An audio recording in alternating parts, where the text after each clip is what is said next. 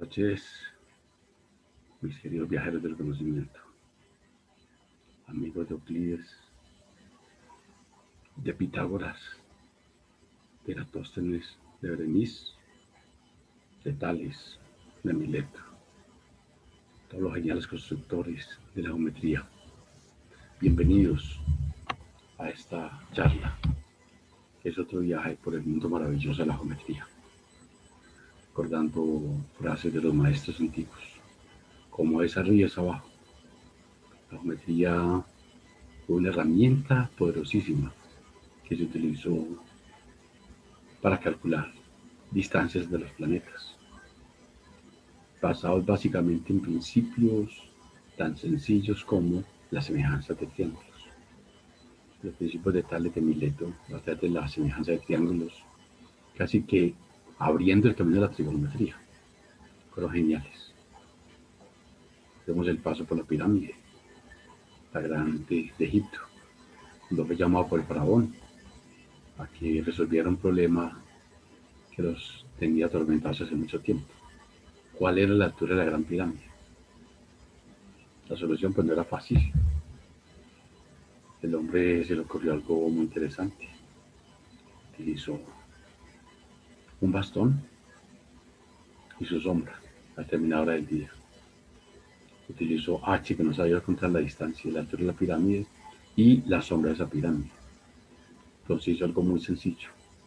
La altura del bastón sobre la longitud de su sombra es exactamente igual a la altura de la pirámide sobre la longitud de la pirámide. Faltaba por mí solamente H, era cuestión de despejarlo. De la despejada simplemente permitió un cálculo aproximado a los 149 metros. Los que ya conocéis que han estado allá en las pirámides recuerdan que la gran pirámide de Keops tiene esa altura que nos recuerda una medida astronómica. La distancia de la Tierra al Sol es de 149 millones de kilómetros. Asombroso. Pero no nos demos tanto. Recordemos cuando uno entra a la pirámide, cuando estuve con mi querido padre allá, estaba a mi izquierda un avisito muy especial en una puerta. El tiempo le tiene miedo a las pirámides. Eso es genial. Son 4.500 años de historia. El mismo Napoleón, que era gran estudioso, gran erudito, digamos, algunos dicen que accidentalmente redescubrió las pirámides enterradas en las arenas del desierto. Y emocionado de contemplar tanta grandeza y después de prohibir que sus soldados se entrenaran en el cine, porque era muy culto, entonces les dijo una frase famosa en sus discursos: soldados, 40 siglos de historia os contemplan. Un texto muy poquitico equivocado. Era muy estudioso. Y también tenía gente muy brillante al lado. Después en el curso de matemáticas especiales, el señor Fourier fue uno de sus grandes asesores. Se especializó en momias, tema que ya apasionó mucho la época. Decían en medio de estas emociones un saludo muy especial de mi querida familia, de mi bondadoso padre, de este politécnico que nos ha sacado y que tanto le debemos y que nos tiene abiertas sus puertas, esperando simplemente diálogos razonables para que volvamos a encaminarnos. De mi parte, saben que tienen todo el apoyo, todo mi intercambio de experiencias para que avancemos. La charla anterior hice otra charla solitaria. Hice un viaje por la geometría, su historia, clases de geometría. Y me concentré mucho en el tema de los triángulos y las congruencias. Y les decía precisamente que uno puede construir triángulos siempre y cuando conozca tres elementos de ellos, de los cuales uno tiene que ser un lado. También del triángulo decíamos que no tiene diagonales, que tiene gran aplicación en las cerchas. Precisamente puentes militares, techumbres, todos son cerchas. El triángulo es el símbolo de la manifestación perfecta. En la masonería hemos visto el ojo de Dios, representado en un triángulo, el ojo que todo lo ve. En cristales también, en muchos sistemas cristalinos, con esa figura agradable y sobre todo fina y rígida, como es el triángulo. A diferencia de los cuadriláteros que tienen formas muy variadas y muy deformables, los triángulos no. Después de decirles que se deben conocer tres elementos, al menos un lado, pues también recordamos que los ángulos internos suman 180 grados. Y hoy quería avanzar más, decir precisamente que cualquier terreno se puede triangular, lo hacemos en un vértice y empezamos a dividir la figura en triángulos y podemos medir, por ejemplo, cuánto suman los ángulos internos, cuánto suma el área del terreno, por ejemplo. La triangulación es fundamental. La llamas telecomunicaciones, la palabra triangulación es fundamental para empezar a ubicar fuentes. De hecho, hay grandes ejemplos de sistemas de espionaje o sistemas de búsqueda de voces, de llamadas a través de la triangulación. El triángulo es esencial. El triángulo es una figura muy representativa. Pues cualquier terreno que yo tenga, lo puedes compartir en polígonos. Y una forma muy sencilla serían, por ejemplo, rectángulos. Los rectángulos son 1 por 2 triángulos. Y seguir entre rectángulos y triángulos. Por tanto, que el rectángulo también son triángulos. Y hacemos una suma. Y esa suma nos va a dar un área muy aproximada de lo que es el área del terreno. Desde el punto de vista exacto, como el cálculo diferencial.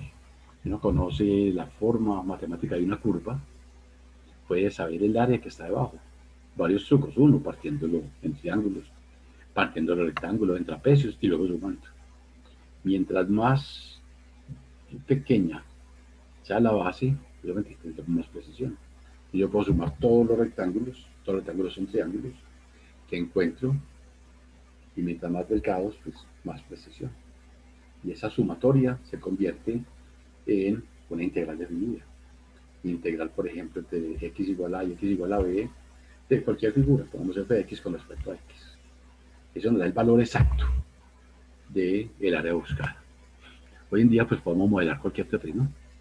Tenemos muchos sistemas de modelación, tenemos muchos sistemas estadísticos de aproximación, incluso de hacer predicciones a través de las matemáticas. La estadística es una materia, una asignatura muy avanzada del siglo XXI.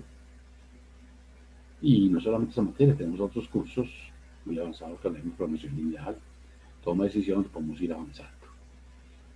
Dentro de los cálculos hay un interés enorme por saber áreas. También por la geometría plana es eso, planos, conocer áreas. Entonces podemos, por ejemplo, compartir documento muy conocido, precisamente este que tenemos acá, suma ángulos internos de 180. Cualquier polígono lo podemos descomponer en triángulos, siempre n-2. Por eso los ángulos internos de cualquier polígono suman 180 grados como en un triángulo por el número de triángulos que tiene, que es n-2, donde n es el número de lados. Vamos, por ejemplo, en una figura de 4 lados, hay 2 triángulos, tendría 360 grados. En un pentágono, desde un mismo vértice pueden trazar 3 triángulos. Por lo tanto, tenemos 180 por 3, 540. Y así sucesivamente. Mire que muy interesante. Los ángulos externos siempre suman 360. Y entonces podemos llegar a construir figuras regulares cuando todos los lados son y ángulos son respectivamente congruentes. En la figura tenemos dos.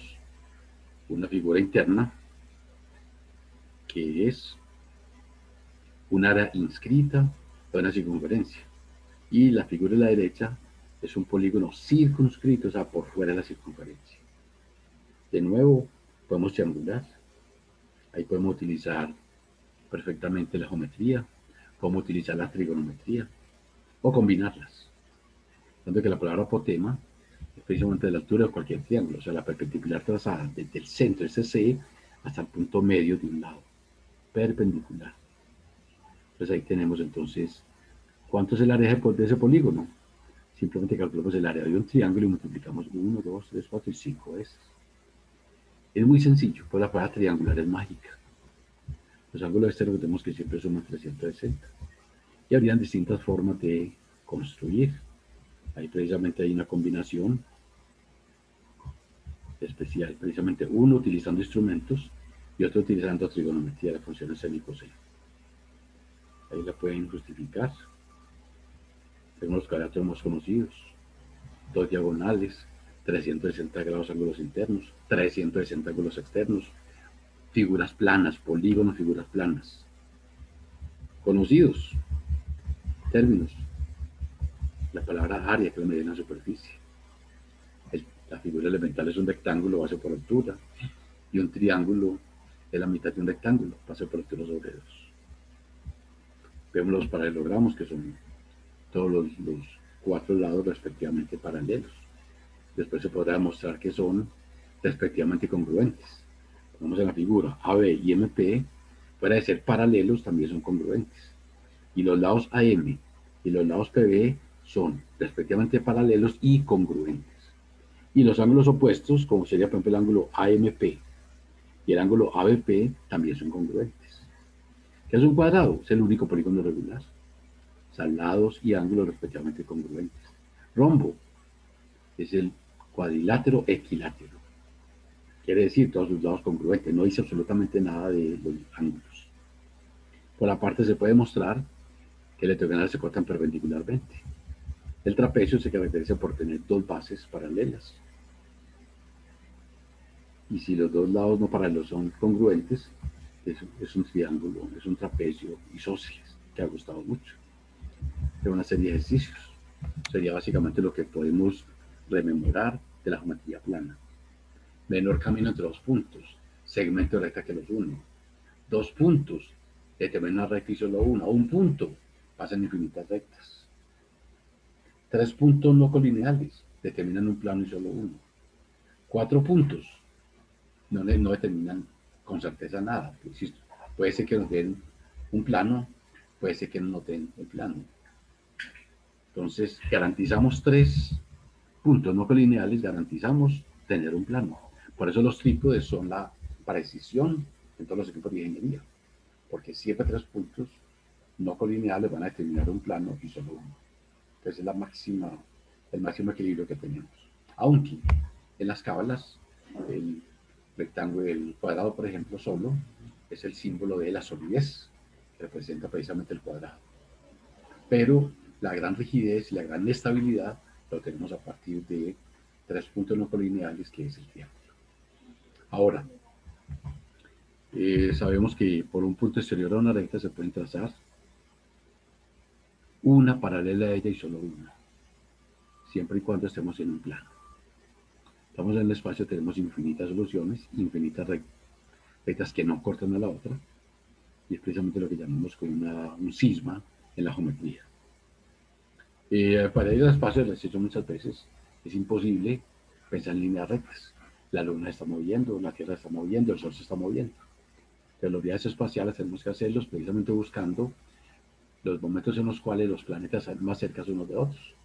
Fue en este año 2021, el mes de febrero, estuvieron los Emiratos Árabes, los americanos y los chinos en una misión espacial, precisamente sobre Marte. ¿Por qué? Porque era el punto donde estaba más cerquita la Tierra y Marte. Y eso seguirá ocurriendo. Entonces, si no se hace eso, hay que empezar a gastar combustible durante 18 meses, 24 meses, mientras que de esta manera los viajes son muy cortos, muy seguros, porque precisamente la geometría curva nos enseña que el menor camino entre los puntos es la curva que los une. Entonces, quería simplemente un repaso, un estímulo para que leyeran este documento, trabajaran, fuéramos abriendo el camino a hacer figuras en el espacio, a la importancia que tiene para los ingenieros agrónomos, agrícolas, agropecuarios, de poder mirar una montaña, sospechar cuántos metros cúbicos tiene en caso de que haya un derrumbe y empezar a trabajar para cultivar. ¿Cuántas plantas puedo sembrar en determinado terreno? ¿Cuántos aguacates debo comprar? ¿Cuántos naranjales puedo sembrar? Etcétera. Eso es muy interesante. Conocer eso es fundamental. Y obviamente que muchos de los sistemas de riego también tendrán que ver con esto. Entonces, una invitación a que recuerde que la geometría es esencial. Y la geometría combinada con la física nos va a permitir pasar, por ejemplo, aguas que tenemos en un río, tirar golpes de ariete y subirla hasta una finca. Hay muchos caminos donde vamos a empezar a combinar la geometría plana con la mecánica de fluidos y vamos a comenzar a tener grandes aplicaciones en el sector agropecuario, sea para cultivos de peces, para alimento de ganado, para el mismo consumo humano. Necesitamos gente especialista en utilizar este recurso. Cuando los romanos llegaban a algún lugar, lo primero que hacían era garantizar el agua. Eso es lo fundamental. Quería compartir con ustedes este ratico, invitarlos a que lean, que estudien, que aprovechen estos momentos de incertidumbre para generar conocimiento. Cualquier inquietud, sabe que me pueden escribir, me pueden llamar al celular. Muchas bendiciones, muchachos. Cuídense mucho.